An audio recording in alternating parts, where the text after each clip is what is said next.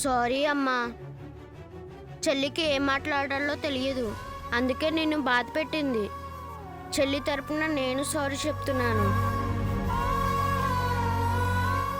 ఇంకెప్పుడు చెల్లితో నాన్న అని అనిపినమ్మా.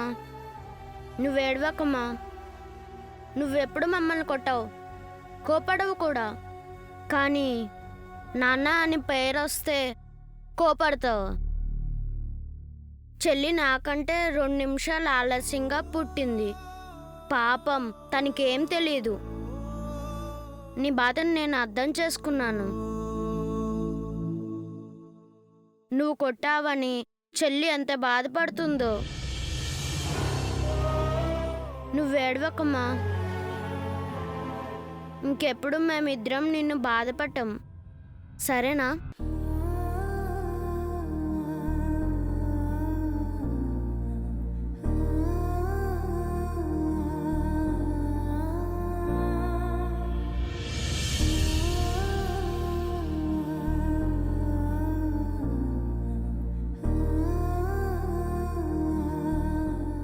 ప్లీజ్ అమ్మా, ఏడవకు.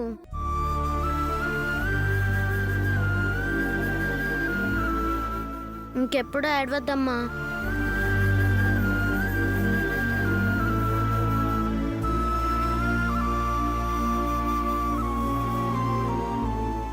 చెల్లి, చెల్లి,